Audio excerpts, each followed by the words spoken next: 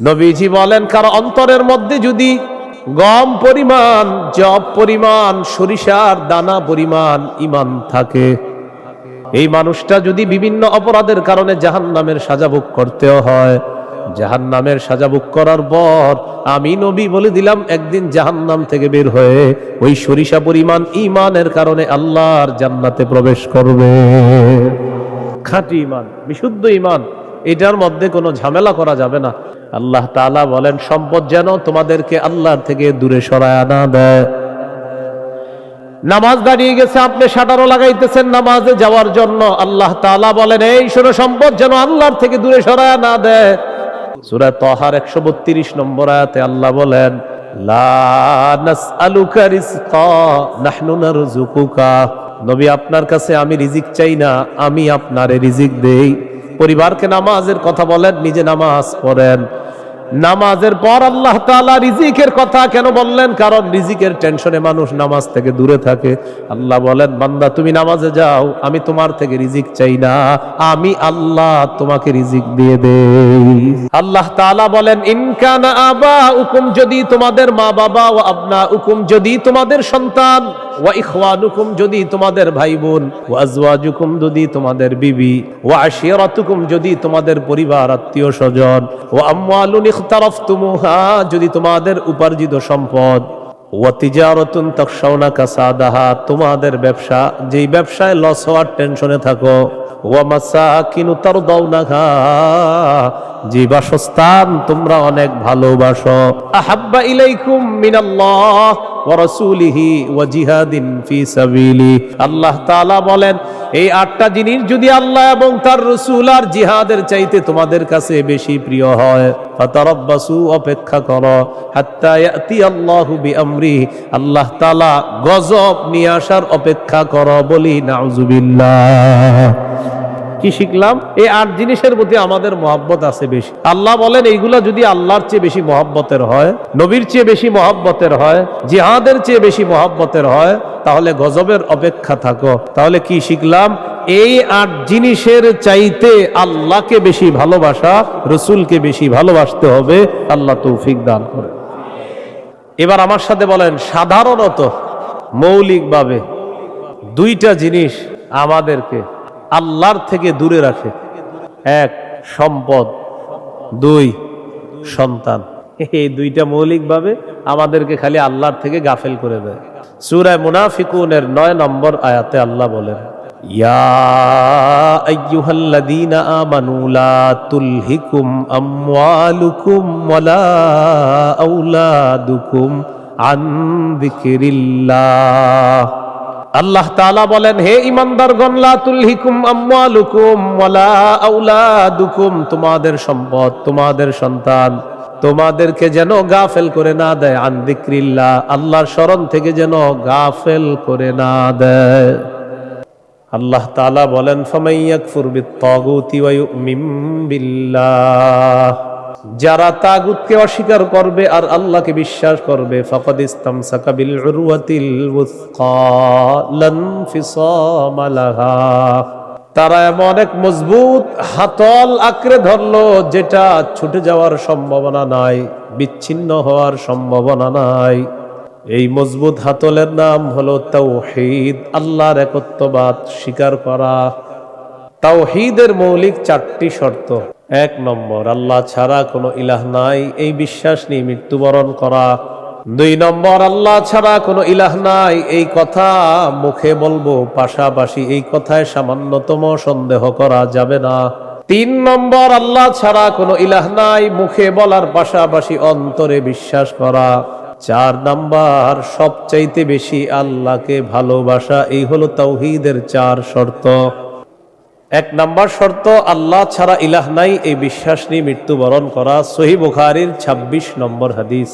এই হাদিসের বর্ণনাকারী উসমান রাদিয়াল্লাহু তাআলা তিনি বলেন, আন উসমান রাদিয়াল্লাহু তাআলা আনহু قال قال رسول الله صلى الله عليه وسلم من مات وهو يعلم أنه لا إله إلا الله دخل الجنة নবীজি বলেন, কেউ যদি এই বিশ্বাস নিয়ে মারা যায় আল্লাহ ছাড়া কোনো ইলাহ নাই, আমি নবী বলে দিলাম দাখালাল জান্নাহ, সে জান্নাতে প্রবেশ করবে।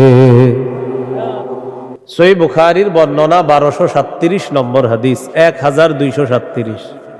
জিবরিল আমিন নবীর কাছে আসছে, আসার পর বললেন, বাশির উম্মাতাকা আন্নাহু মান মাতা মিন উম্মাতিক লা ইউশরিকু বিল্লাহি শাইআ দাখালাল জান্নাহ। জিবরিল আমিন আসছে, আসার পর বলে, ইয়া রাসূলুল্লাহ, আপনার উম্মতের মধ্যে যারা শিরিক না করে মারা যাবে, আল্লাহ তাআলা আমাকে পাঠিয়েছে আপনাকে বলার জন্য, শিরিক করা ছাড়া যারা মারা যাবে আপনি ওই উম্মতকে জান্নাতে প্রবেশের সুসংবাদ জানায় দেন। সহিহ বুখারীর বর্ণনা 99 নম্বর হাদিসে আল্লাহর নবীর সাহাবী আবু হুরায়রা রাদিয়াল্লাহু তাআলা আন নবীকে প্রশ্ন করলেন, মান আসআদুন নাসি বিশাফাআতিকা ইয়াউমাল কিয়ামাতি ইয়া রাসূলুল্লাহ। হুজুর, কিয়ামতের ময়দানে আপনার সুপারিশের মাধ্যমে কোন ব্যক্তি সবচেয়ে সৌভাগ্যবান হবে আমাকে একটু বলেন। নবীজি বললেন, আবু হুরায়রা, আমি জানতাম তোমার আগে এই প্রশ্ন আমাকে কেউ করবে না। লিমা রাআইতু মিন হিরসিকা আলাল ইলম, ইলমের প্রতি তোমার যে আগ্রহ, বিদ্যার প্রতি তোমার যে আগ্রহ, আমি জানতাম তোমার আগে এই প্রশ্ন আমাকে কেউ করবে না, তুমি যে প্রশ্নটা করছো। তো যেহেতু তুমি প্রশ্নটা করেই ফেলছো, উত্তরটা নাও। আসাদুন নাসি বিশাফাআতি ইয়াউমাল কিয়ামাতি মান ক্বালা লা ইলাহা ইল্লাল্লাহ খালিসাম মিন কিবালি নাফসি। কোন ব্যক্তি যদি দিল থেকে বলে লা ইলাহা ইল্লাল্লাহ আর এই বিশ্বাস নিয়ে যদি মারা যায়, কিয়ামতের ময়দানে আমার সুপারিশের মাধ্যমে এই ব্যক্তি সবচাইতে সৌভাগ্যবান বান্দা হয়ে যাবে। 2 নম্বর, আল্লাহ ছাড়া কোনো ইলাহ নাই, এই কথায় সামান্য সন্দেহ করা যাবে না। সূরা হুজুরাতের 15 নম্বর আয়াতে আল্লাহ বলেন, ইন্নামাল মুমিনুনা আল্লাযীনা আমানু বিল্লাহি ওয়া রাসূলিহি সুম্মা লাম ইয়ারতাবু ওয়া জাহাদু বিআমওয়ালিহিম ওয়া আনফুসিহিম ফী সাবিলিল্লাহ উলাইকা হুমুস সাদিকুন। আল্লাহ তাআলা বলেন, প্রকৃত ঈমানদার হলো তারা যারা আল্লাহকে বিশ্বাস করে, রাসূলকে বিশ্বাস করে, সামান্য সন্দেহ করে না। ওয়া জাহাদু বিআমওয়ালিহিম ওয়া আনফুসিহিম ফী সাবিলিল্লাহ, যারা নিজেদের জান মাল নিয়ে আল্লাহর রাস্তায় লড়াই করে। আল্লাহ বলেন, উলাইকা হুমুস সাদিকুন, আমি আল্লাহ তাদেরকে কোরআনে খাঁটি সত্যবাদী বলে ঘোষণা করলাম। তারা খাঁটি সত্যবাদী, আল্লাহকে বিশ্বাস করে, রাসূলকে বিশ্বাস করে, একটু সন্দেহ করে না।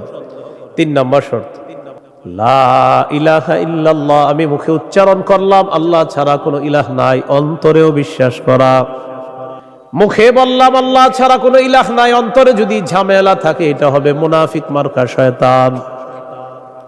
মুখে বলতে হবে, অন্তরেও স্বীকার করতে হবে। সূরাতুল ফাতহির 11 নম্বর আয়াতে আল্লাহ বলেন, ইয়াকুলুনা বিআলসিনাতিহিম মা লাইসা ফি কুলুবিহিম, তারা তাদের মুখ দিয়ে এমন কথা বলে যা তাদের অন্তরের কথা না। তাহলে বলেন তো, তাওহীদের 3 নাম্বার শর্ত, মুখে বললাম একটা আর অন্তরে আরেকটা, শর্ত পূরণ হবে? মুখে যা বলবো অন্তরেও তা যদি হয়, এটা 3 নাম্বার শর্ত পূরণ হবে। অন্তরে যদি ঈমান সরিষার দানা পরিমাণও হয়, একদিন জান্নাতে যাবে।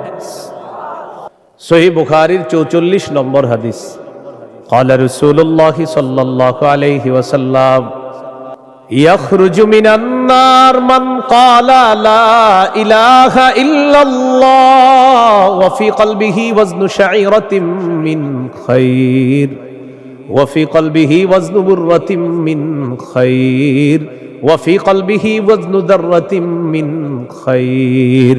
নবীজি বলেন, কার অন্তরের মধ্যে যদি গম পরিমাণ, জব পরিমাণ, সরিষার দানা পরিমাণ ঈমান থাকে, এই মানুষটা যদি বিভিন্ন অপরাধের কারণে জাহান্নামের সাজা ভোগ করতেও হয়, জাহান্নামের সাজা ভোগ করার পর আমি নবী বলে দিলাম একদিন জাহান্নাম থেকে বের হয়ে ওই সরিষা পরিমাণ ঈমানের কারণে আল্লাহর জান্নাতে প্রবেশ করবে। 4 নাম্বার শর্ত, সবচেয়ে বেশি আল্লাহকে ভালোবাসা। বলেন কাকে ভালোবাসা? আল্লাহ তাআলা বলেন, কুল ইন কানা আবাউকুম ওয়া আবনাউকুম ওয়া ইখওয়ানুকুম ওয়া আজওয়াজুকুম ওয়া আশীরাতুকুম ওয়া আমওয়ালুন ইকতারাফতুমুহা ওয়া তিজারাতুন তাখশাউনা কাসাদাহা ওয়া মাসাকিনু তারদাউনাহা আহাব্বা ইলাইকুম মিনাল্লাহি ওয়া রাসূলিহি ওয়া জিহাদিন ফি সাবিলিহি ফাতারাব্বাসু হাত্তা ইয়াতিয়াল্লাহু বিআমরি। আল্লাহ তাআলা বলেন, ইন কানা আবাউকুম, যদি তোমাদের মা বাবা, ওয়া আবনাউকুম, যদি তোমাদের সন্তান, ওয়া ইখওয়ানুকুম, যদি তোমাদের ভাই বোন, ওয়া আজওয়াজুকুম, যদি তোমাদের বিবি, ওয়া আশীরাতুকুম, যদি তোমাদের পরিবার আত্মীয় স্বজন, ওয়া আমওয়ালুন ইখতারাফতুমুহা, যদি তোমাদের উপার্জিত সম্পদ, ওয়া তিজারাতুন তাখশাউনা কাসাদাহা, তোমাদের ব্যবসা, যেই ব্যবসায় লস হওয়ার টেনশনে থাকো, ওয়া মাসাকিনু তারদাউনাহা, যে বাসস্থান তোমরা অনেক ভালোবাসো, আহাব্বা ইলাইকুম মিনাল্লাহ ওয়া রাসূলিহি ওয়া জিহাদিন ফি সাবিলি। আল্লাহ তাআলা বলেন, এই 8টা জিনিস যদি আল্লাহ এবং তার রাসূল আর জিহাদের চাইতে তোমাদের কাছে বেশি প্রিয় হয়, ফাতারাব্বাসু, অপেক্ষা করো, হাত্তা ইয়াতিয়াল্লাহু বিআমরি, আল্লাহ তাআলা গজব নিয়ে আসার অপেক্ষা করো। বলি নাউজুবিল্লাহ। কি শিখলাম? এই 8 জিনিসের প্রতি আমাদের মহব্বত আছে বেশি। আল্লাহ বলেন, এইগুলা যদি আল্লাহর চেয়ে বেশি মহব্বতের হয়, নবীর চেয়ে বেশি মহব্বতের হয়, জিহাদের চেয়ে বেশি মহব্বতের হয়, তাহলে গজবের অপেক্ষা থাকো। তাহলে কি শিখলাম? এই 8 জিনিসের চাইতে আল্লাহকে বেশি ভালোবাসা, রসুলকে বেশি ভালোবাসতে হবে। আল্লাহ তৌফিক দান করে। খাঁটি ঈমান, বিশুদ্ধ ঈমান, এটার মধ্যে কোনো ঝামেলা করা যাবে না। আল্লাহ কথাগুলা বোঝার তৌফিক দান করেন।